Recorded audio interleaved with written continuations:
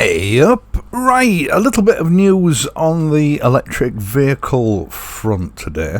First of all, for those that don't watch this video until the end, in the video description there will be a pro forma or template letter or email for you to send to your local MP. Now, that's there for you to copy and paste and use as you see fit. And along with that template is the link to a recent report which was commissioned by the Motorcycle Action Group, Fairfuel UK, and the Alliance of British Drivers.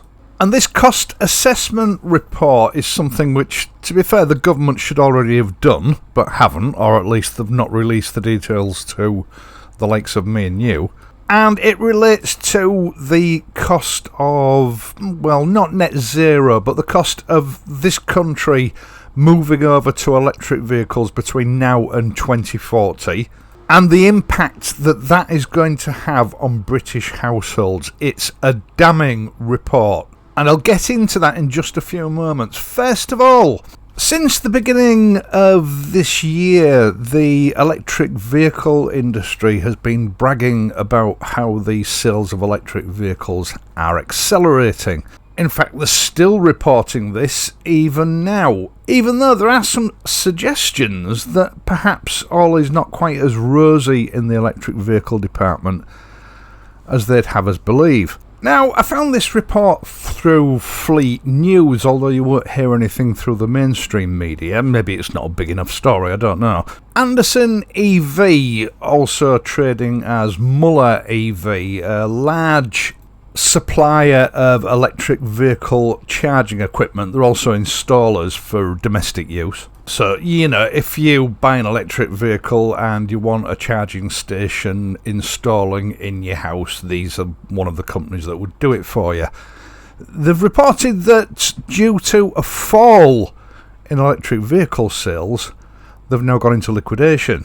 And as I've said, I found this a bit strange because the EV industry at large just keeps reporting bigger and bigger electric vehicle sales every month. I've managed to track down 2 or 3 articles on this particular news item, and for the most part, they're blaming the chip shortage, the worldwide microchip shortage, and the effects that it's having on vehicle manufacture worldwide as the reason for this company's bankruptcy, but I'm not sure I'm buying into that. Just casting my mind back to a conversation that I had with a car salesman about 3 weeks or a month ago. I was told by this guy that electric vehicle sales are dropping off now because the public is getting wise to electric vehicles.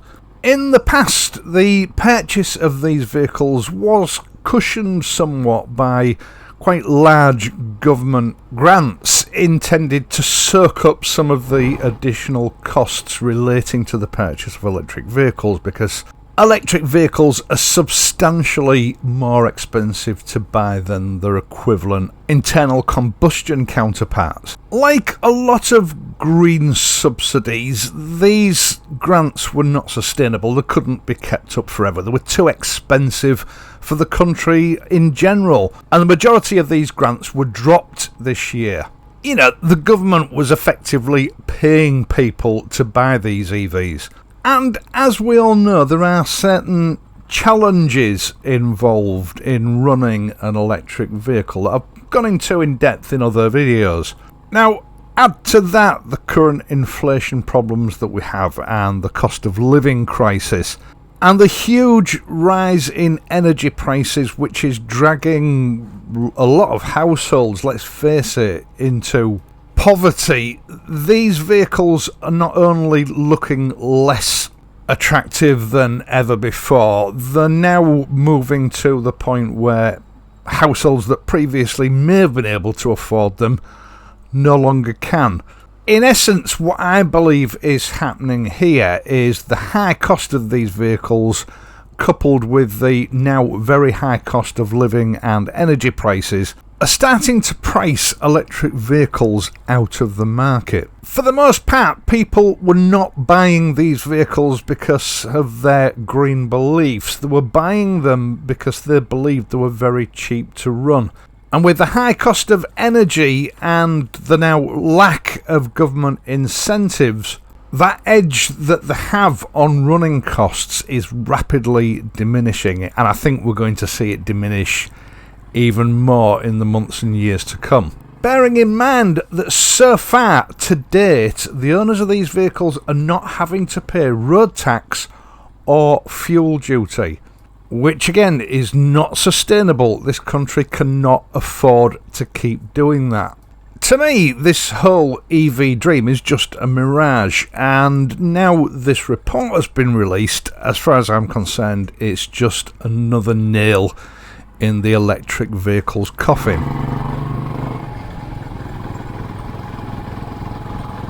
Now, we've watched over the last couple of years as the British government has told us the benefits that switching over to electric vehicles are going to bring to each and every household, and how it's going to create a new economy in green jobs. It's going to generate £76 billion in revenue. To hear the way that the government and the electric vehicle industry have pushed this, there is no downside to this.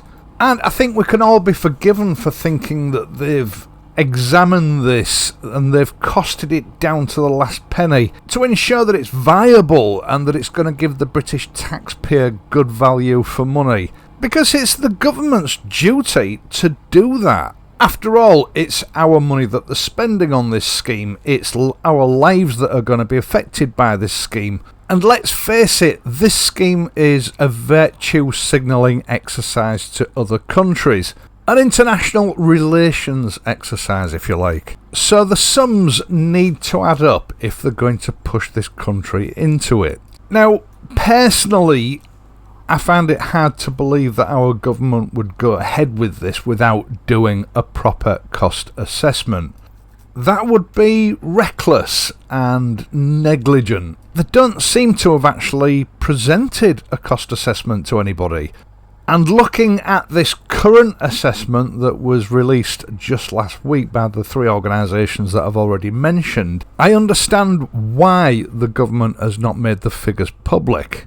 Because although they've been boasting that this is going to generate £76 billion in benefit, the truth of the matter is that implementing electric vehicles over the next few years is going to cost 5 times that. Yes, over £400 billion. Now, I should point out that this is a CEBR report. It's not some Mickey Mouse report stuck together by some guy in a home study. From what I can gather, it's cost somewhere between £40,000 and £60,000, and it's been co-funded by the Motorcycle Action Group, Fair Fuel UK, and the Alliance of British Drivers. And it has to be said, it's very dry reading, but it does contain some very telling and important information. The UK government is, in my view, leading us all up the garden path with this. But then again, if they'd been open and honest about it 2.5-3 years ago when it was first mooted, this would never have got off the ground. The report makes it clear that the ecological benefit of this petrol and diesel vehicle ban is going to be negligible. In fact, if I remember correctly, at one point it does suggest that this is simply a gesture to be seen by other nations. If you like, a politician's vanity project rather than something which will actually benefit the nation. From what I can see, this report, or the research that's gone into this report, has left no stone unturned. They've gone into it with intricate detail. They've certainly taken details into account that I would never have even considered relevant at face value. And the costs per household in the UK are eye-watering. And even so, the authors of this particular report suggest that these may be considered conservative estimates. Now, in the long run, for each household in this country that does not run or own a motor vehicle, it's going to cost those households £14,700. And for households that do run a motor vehicle, that cost is going to rise by about 25% to just under £19,500 per household. So let's be clear, even if your household does not run a motor car, this is still going to cost your household a minimum of £14,700 of your hard-earned cash.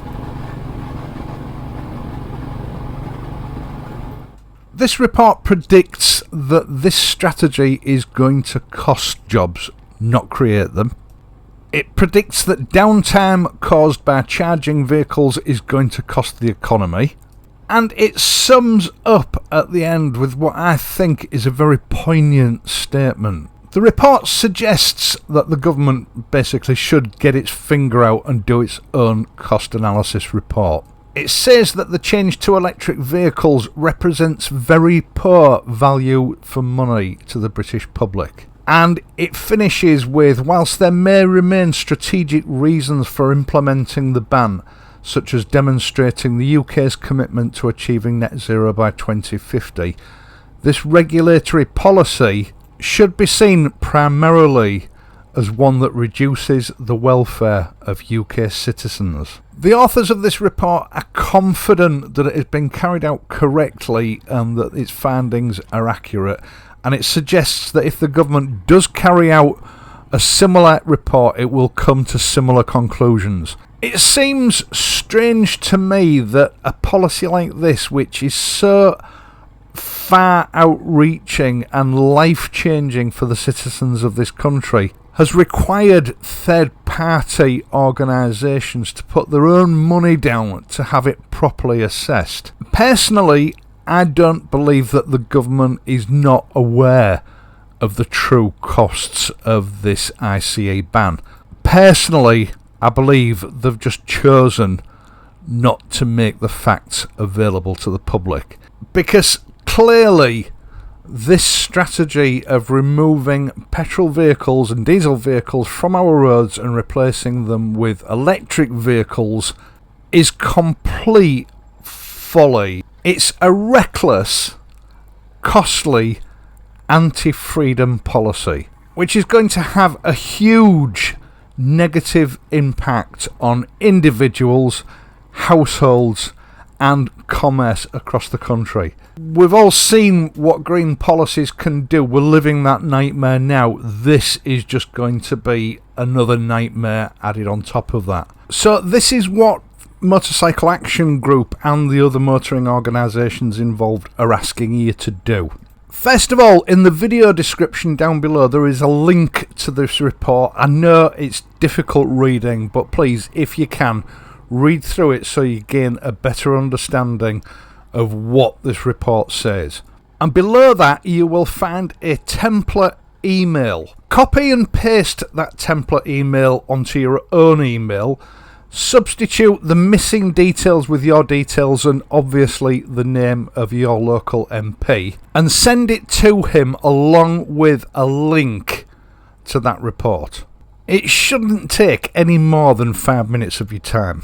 This is just the first phase in what the Motorcycle Action Group have described as Operation Earthquake, and I will keep you updated on any further action that's required in future videos. Now, I'm going to play devil's advocate here and make another suggestion. As well as sending that email and that link, I would propose that you also print a copy of that letter off with your details on it and physically send it to your MP. If everybody does that, we're going to jam up their mail rooms. Let's not give them any excuse to ignore it. We have just one opportunity here to change some minds and change public opinion.